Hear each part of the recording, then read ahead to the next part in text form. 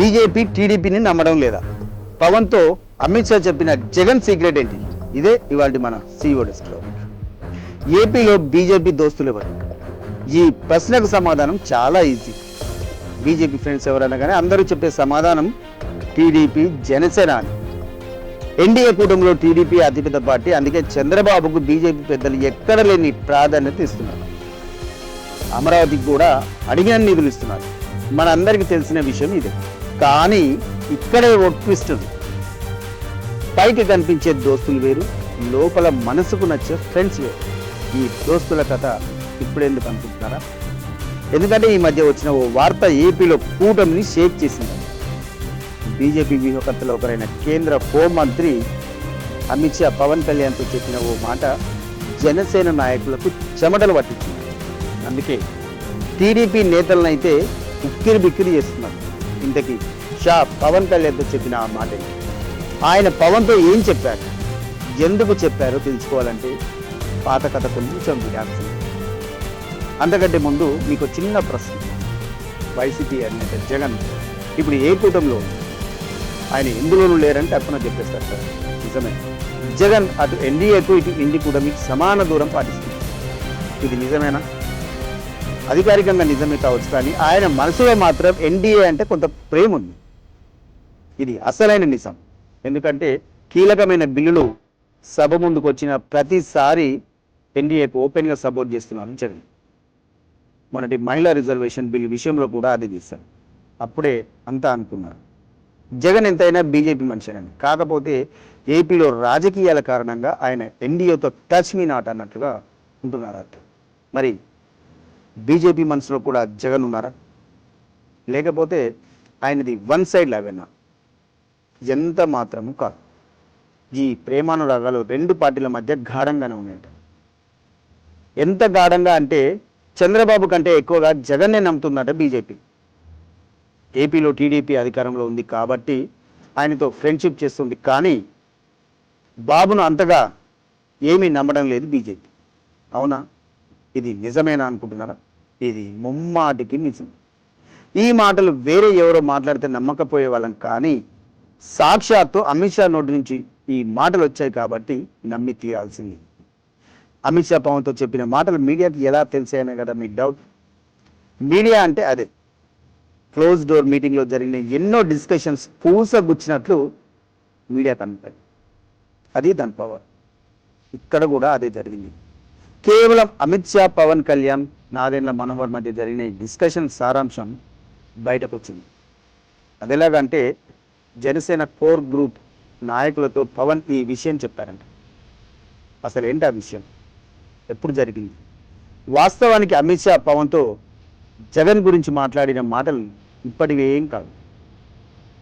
చాలా రోజుల కిందట ఏపీలో కూటమి ప్రభుత్వం ఏర్పడ్డ కొత్తలో టీడీపీ, జనసేన నాయకుల నుంచి ఓ డిమాండ్ గట్టిగా వినిపించింది. అదే జగన్ అరెస్ట్ చేయాలని డిమాండ్. అలాంటి టైంలో పవన్ డైరెక్ట్గా అమిత్ షాతో టచ్లోకి వెళ్ళారు.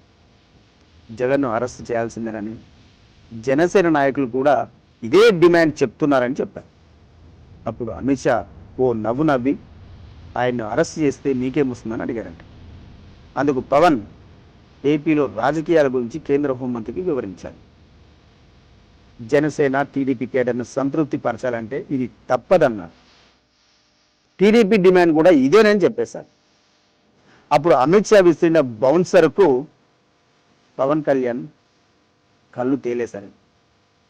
మన చంద్రబాబు కంటే జగనే నమ్మకమైన దోస్త్ అని చెప్పారట అమిత్ షా.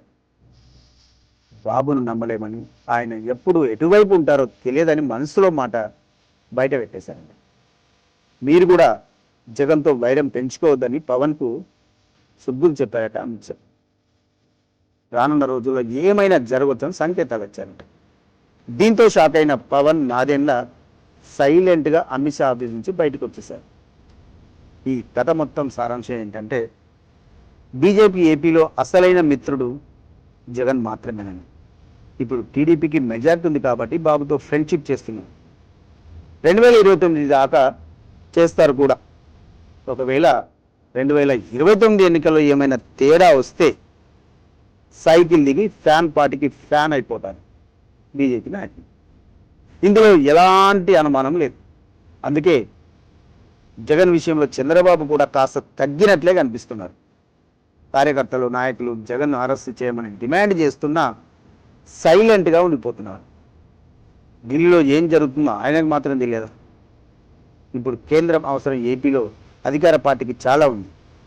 జగన్ను అరెస్ట్ చేస్తే వచ్చేది ఏం లేదు. పైగా బీజేపీతో శత్రుత్వం పెంచుకోవడం తప్ప. బీజేపీ డబుల్ గేమ్ ఎలా ఉంటుందో ఏపీ కథ చూస్తే అర్థమవుతుంది. ఏపీలో బీజేపీ వాళ్లకు ప్లాన్ ఏ, ప్లాన్ బి రెండు రెడీగా ఉన్నాయన్నమాట. అక్కడ ఎవ్వరు గెలిచినా ప్రాబ్లం లేదు. చచ్చినట్లు మాతోనే వస్తారని భరోసా మోదీ, అమిత్ షాకు ఉన్నది. పవన్ కళ్యాణ్ ఎలాగూ బీజేపీకి నమ్మకమైన మిత్రుడే, ఎప్పుడైనా కలిసే ఉంటారు. ఇందులో ప్లాన్ ఏ అంటే టీడీపీ, ప్లాన్ బి అంటే వైసీపీ. ఎప్పుడు ఎలాంటి ప్లాన్ను అమలు చేసినా ఏపీ మొత్తం బీజేపీ వెనుక ఉండాల్సిందే. అలా గ్రౌండ్ ప్రిపేర్ చేసి పెట్టుకున్నారు. నీ మీద ఈగ వారనివ్వబోమని జగన్కు అమిత్ షా హామీ ఇచ్చినట్లు అంటున్నారు. అందుకే బస్తీ మే సవాల్ అంటూ టీడీపీ మీద చెలరేగిపోతున్నారు జగన్. ప్రతిపక్షంలో ఉండి కూడా అధికార పార్టీపై తొడగొడుతున్నారు. కేంద్రంలోని ప్రభుత్వం అండ లేకపోతే ఎవరైనా ఇలా చేయగలరా? దీన్ని బట్టే అర్థం చేసుకోవచ్చు బీజేపీ, వైసీపీ రియల్ ఫ్రెండ్స్ అని. ఇక టీడీపీతో స్నేహం అనేది కేవలం అవసరం మాత్రమే. ఓ సీనియర్ జర్నలిస్ట్ ఈ విషయాన్ని బయటపెట్టడంతో ఇప్పుడు ఏపీ పాలిటిక్స్ షేప్ అవుతుంది. వైసీపీ నాయకులు అయితే ఖుషి అయిపోతున్నారు. రాజకీయాలంటే అంతేమే.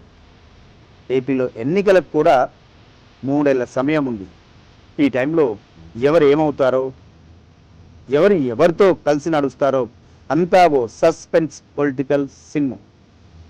ఇది ఇవాళ సీవీడెస్క్. రేపు మరో అంశంతో మళ్ళీ కలుద్దాం. చూస్తూనే ఉండండి V5 News.